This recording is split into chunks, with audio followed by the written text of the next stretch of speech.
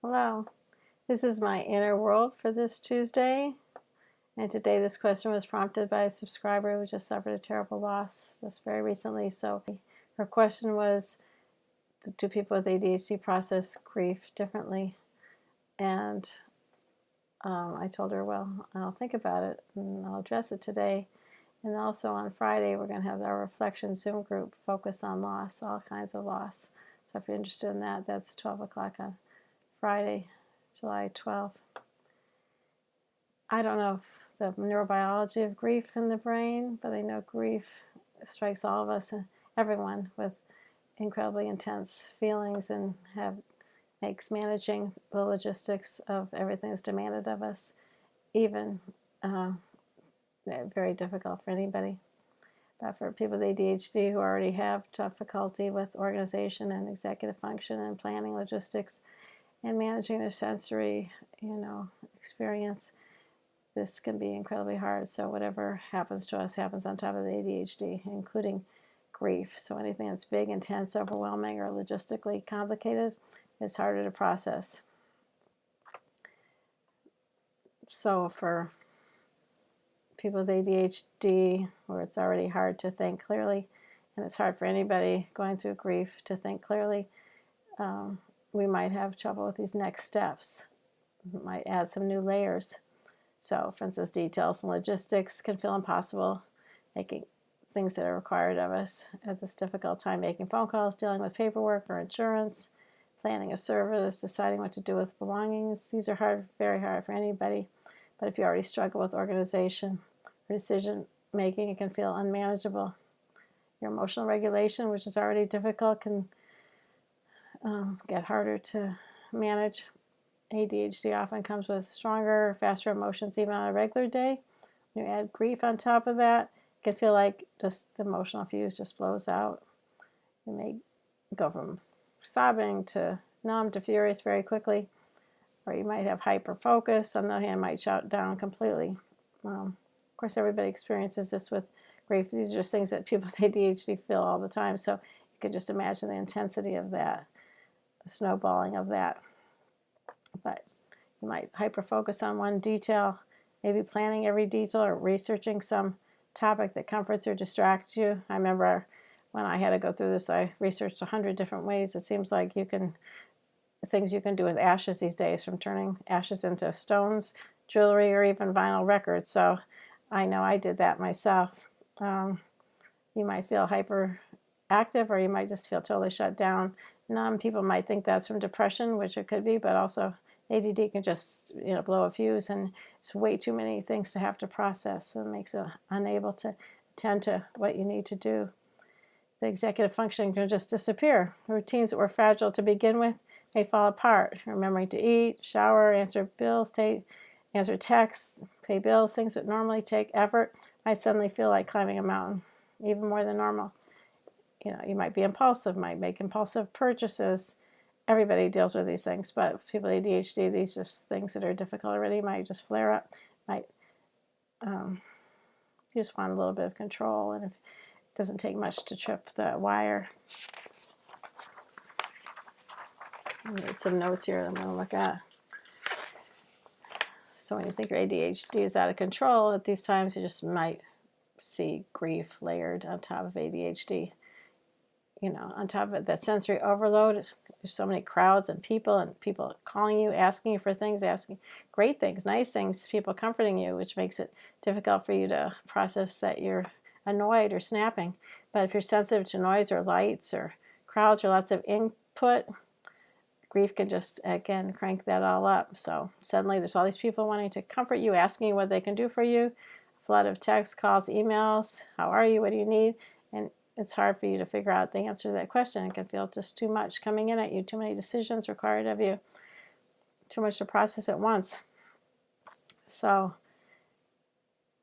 I've seen in neurotypical people, when they have grief, there's so many routines that are ingrained so deeply that they're just automatic. So what they might do to keep up their normal routines, they might do it in slow motion or sluggishness, or it might be difficult, but they don't have to think about all those normal routines, that weren't very solid in the first place.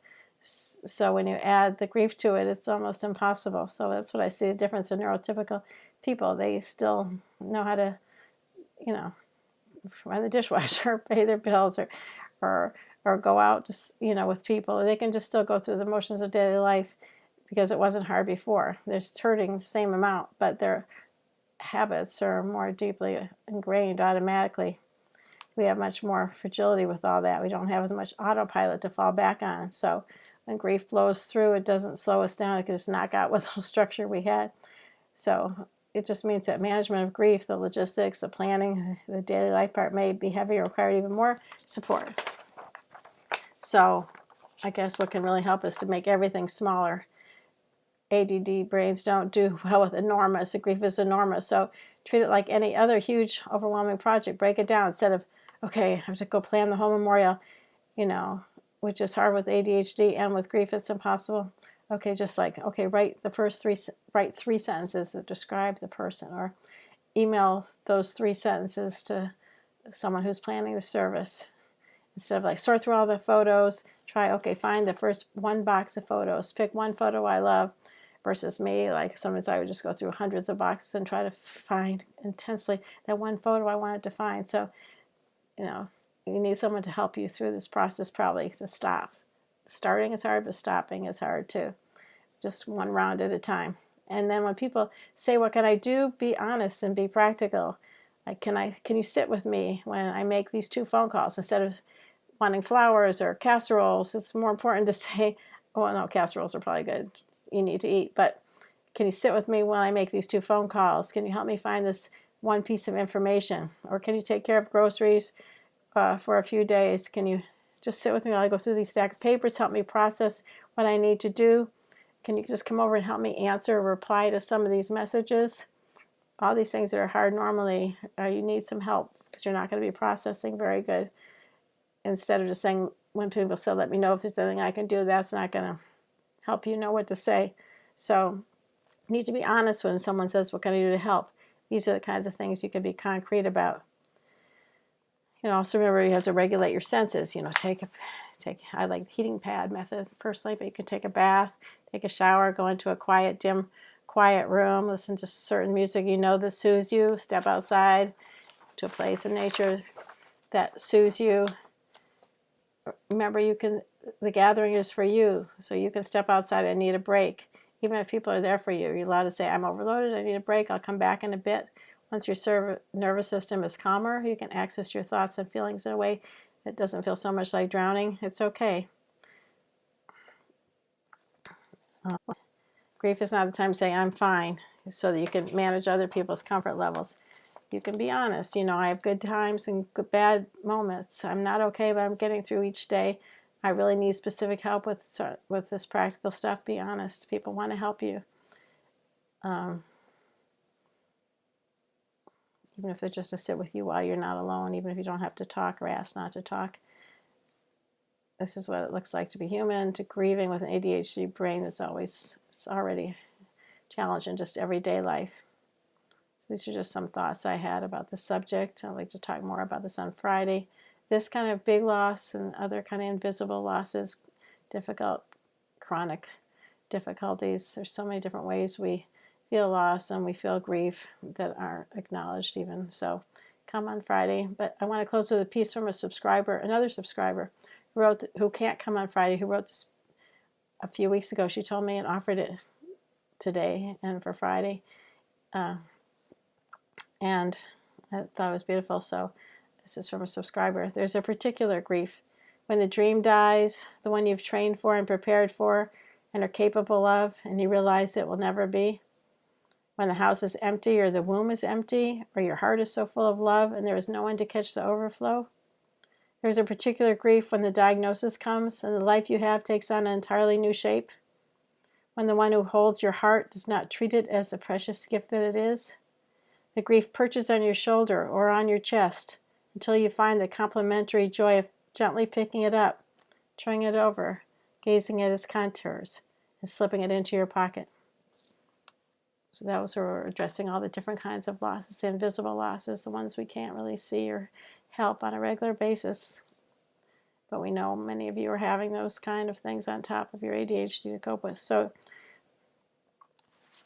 remember, there's no bad way to grief. You know, grief is just yours, and we all do it in a different way. But when you have ADHD, the logistics, the routines, the regulation, the need is too heavy often, and the need for support and structure is way up there.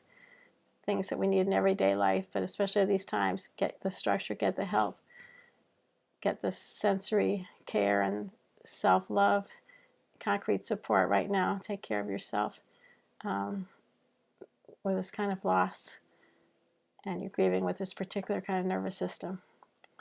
And let's all be there for each other, and I hope to see you Friday.